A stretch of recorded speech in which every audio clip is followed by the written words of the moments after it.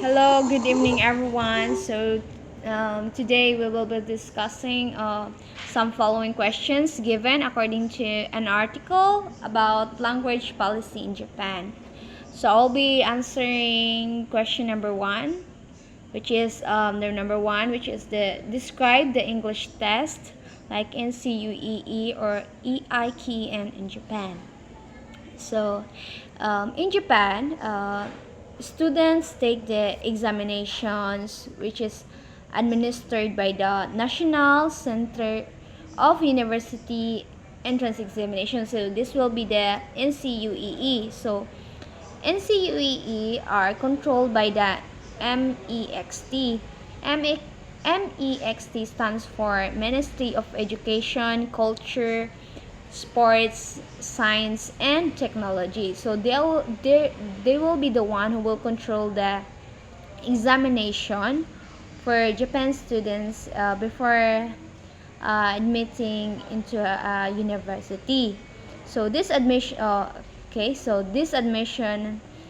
for the public universities or some private universities.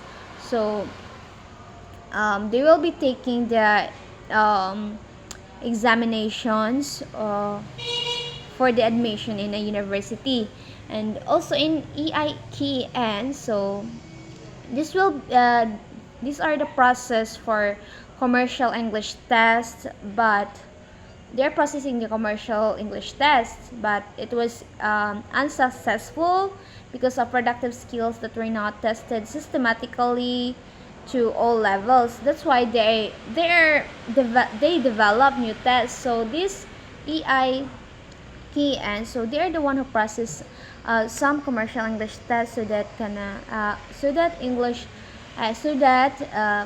English in Japan will be teach, and the English are being used in Japan during the entrance examination before admitting into a university. So that will be my answer uh, about the English test and situation in Japan. So number two is differentiate de facto activity versus the jure policy towards language test.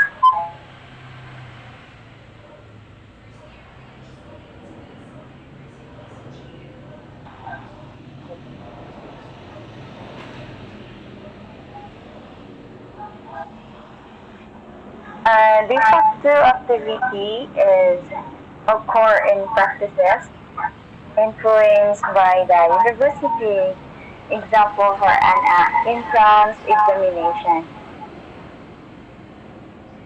For the de jure policy, uh, promotes communicate approaches to the TLT or language learning teaching. Okay, so number three.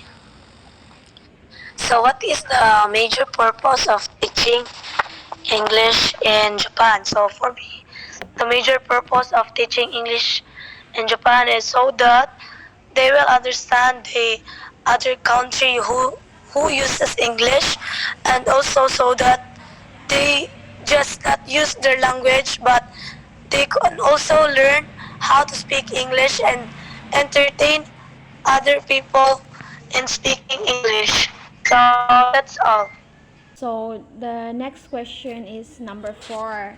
A discussion. So explain the conflict between grammar translation method and English for communicative purposes. So um, about this, so this conflict will focuses on the diverging representations of English for communication and English as a system of structural rules to be examined through the learner's mother tongue.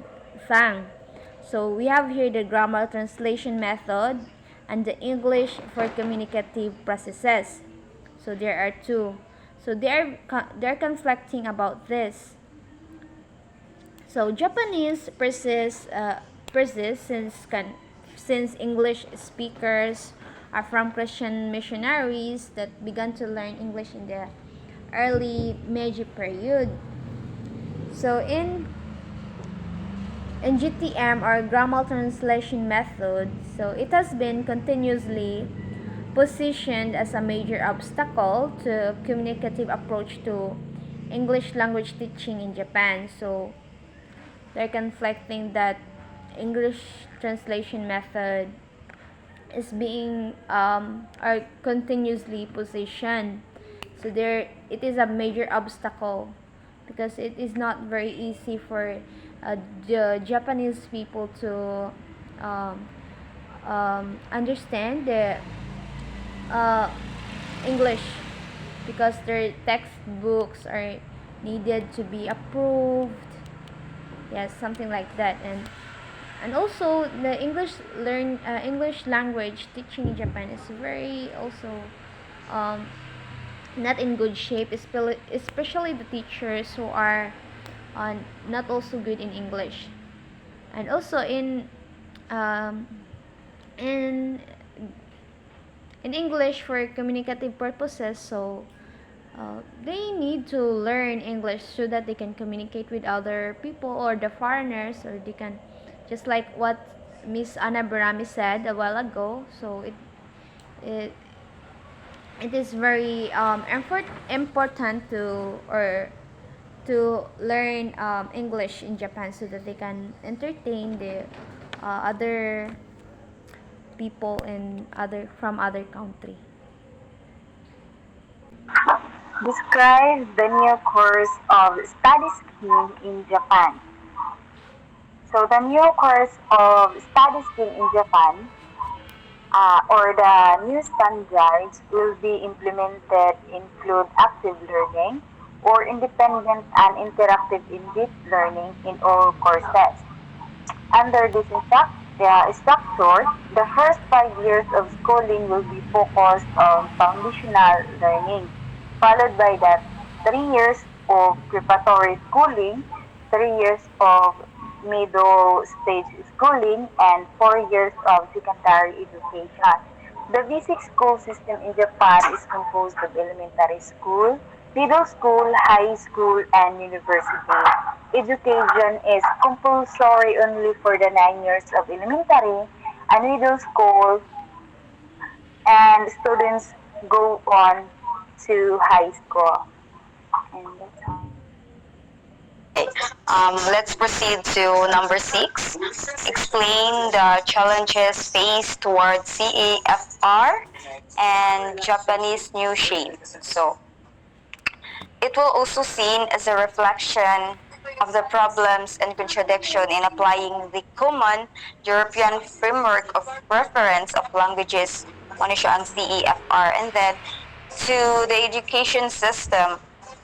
The failure of the initiative suggests that not only did Japan miss an opportunity to create its own assessment tools to the Japanese context, but also that is all still not certain how the one mentioned gap between policy and practice will be systematically addressed in the future. So, sa question, di ba, explain. So, let's proceed the shame. So, the shame, it's to introduce commercial English fest and could be seen only as a half-hearted measure to attempt to deal with the common system, times and effort, and to provide supporting mechanism to ensure compliance and ultimately acceptance among teachers.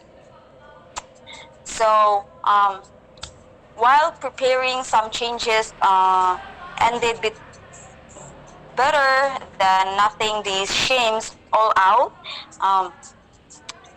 Application of the CEFR, or Common European Framework of Reference, remain controversial, right?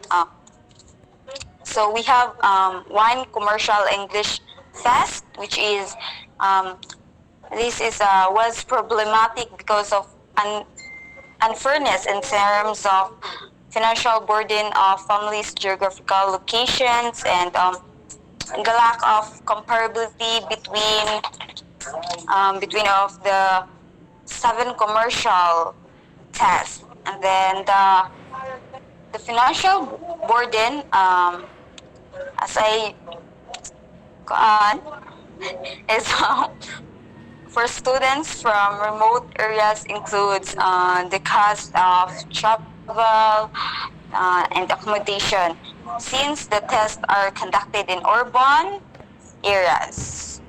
Okay.